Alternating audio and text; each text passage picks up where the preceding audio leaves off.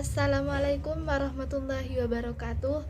Perkenalkan, nama saya Fatimatuz Zahro dari Prodi Pendidikan Agama Islam Fakultas Tarbiyah Institut Agama Islam Al-Qadiri Jember. Nah, di sini saya akan menjawab soal UAS dari mata kuliah pengantar studi Islam yang diampu oleh dosen Ustadz Fikri Farikin MPDI. Langsung saja pada soal yang pertama, yaitu setelah Anda mengikuti mata kuliah pengantar studi Islam, tentu Anda tahu apa yang dinamakan mata kuliah pengantar studi Islam. Juga apa sebenarnya tujuan dari mata kuliah pengantar studi Islam? Kemukakan pendapat Anda.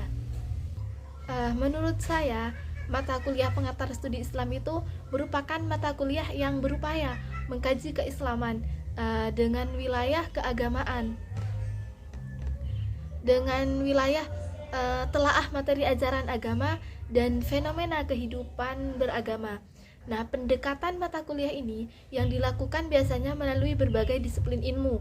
Mata kuliah ini juga membelajarkan mahasiswa untuk memahami Islam secara dasar dari berbagai aspek seperti teologi, fikih, tasawuf, serta bagaimana masyarakat muslim menyikapi dunia kontemporer. Mata kuliah ini juga sangat penting untuk dipelajari karena sebagai dasar untuk menganalisis segala permasalahan terkait dengan Islam secara baik.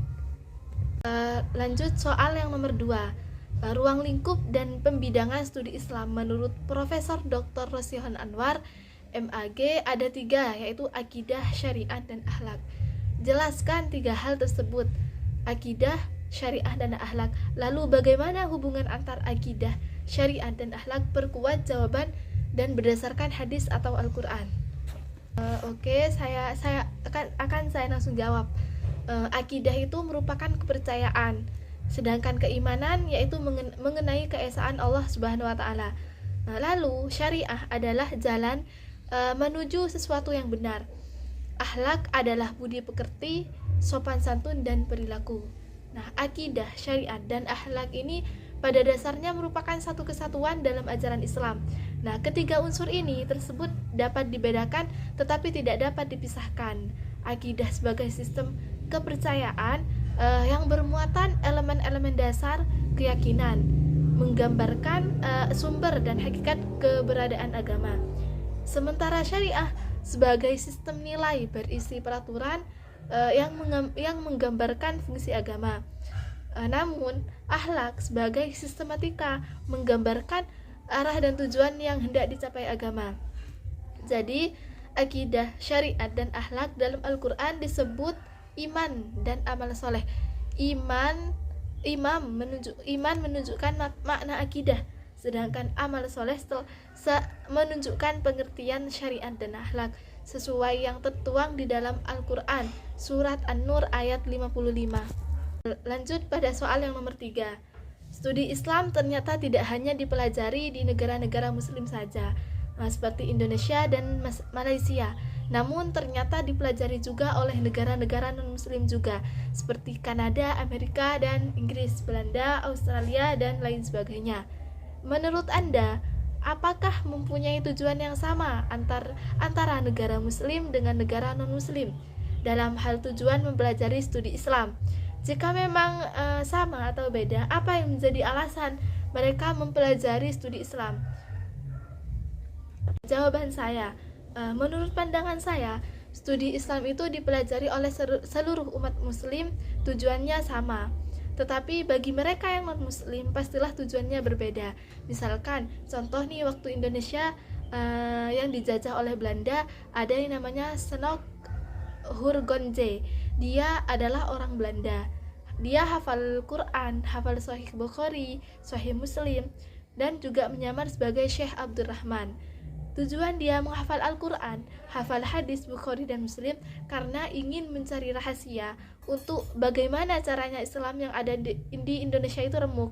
Karena waktu itu salah satu yang menentang Belanda adalah orang Islam. Oke, lanjut pada soal nomor 4. Nah, apa hukum mengonsumsi atau memakai narkoba? Haramkah atau tidak?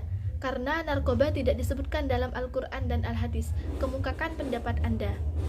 Jadi, menurut pandangan saya, hukumnya tetap haram, hukum memakai narkoba itu tetap haram.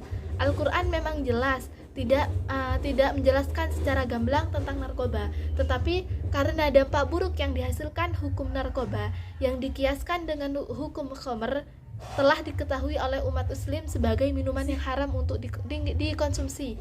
Bahkan tidak hanya sebatas pengharaman, Allah melalui lisan Rasulnya juga memberikan sanksi di dunia bagi peminumnya, penjualnya, dan pembuatnya. Kemudian Islam datang sebagai agama yang menyempurnakan kitab-kitab yang sebelumnya, masih tetap mempertahankan hukum haram dari mengkonsumsi khamr.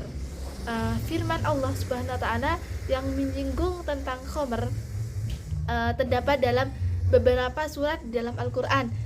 Contohnya yaitu di dalam surat An-Nahl ayat 67, surat Al-Baqarah ayat 219, dan surat An-Nisa ayat 43, dan masih banyak surat-surat yang lainnya yang tidak bisa saya sebutkan satu persatu. Lanjut pada soal yang terakhir, nomor 5. Dalam penafsiran Al-Quran dilakukan dengan menggunakan 4 metode, yaitu metode ijmali, tahlili, mukaron, dan maudu'i. Nah, pada yang pertama yaitu apa yang dimaksud dari keempat metode tersebut, dan tafsir Jalalain itu menggunakan metode yang mana di antara 4 metode tersebut. Jadi metode ijmali adalah metode yang menafsirkan Al-Quran dengan singkat, global, dan tidak panjang lebar. Kalau metode tahlili adalah metode menafsirkan Al-Quran yang berusaha menjelaskan Al-Quran dengan menguraikan berbagai seginya dan menjelaskan apa yang dimaksud oleh Al-Quran. Metode tafsir mukaron adalah membandingkan ayat-ayat Al-Quran yang memiliki persamaan atau kemiripan redaksi, yang berbicara tentang masalah atau kasus yang berbeda, dan yang memiliki redaksi yang berbeda bagi masalah atau kasus yang sama. Bagi masalah atau kasus sama atau yang diduga sama. Sedangkan metode tafsir maudu'i atau tafsir tematik dapat diformulasikan sebagai suatu tafsir yang berusaha mencari jalan keluar dari masalah-masalah yang timbul seputar Al-Quran, tentang kejadian-kejadian baru dengan jalan yang menghimpunkan ayat-ayat yang berkaitan dengannya. Lalu metode yang digunakan dalam kitab tafsir Jalalain yaitu menggunakan metode ijmali atau metode yang global, bahwa Imam As-Suyuti memakai metode yang sama dengan yang digunakan Imam Al-Mahalli. Mungkin hanya itu jawaban dari saya, semoga bermanfaat, kurang lebihnya mohon maaf. Wassalamualaikum warahmatullahi wabarakatuh.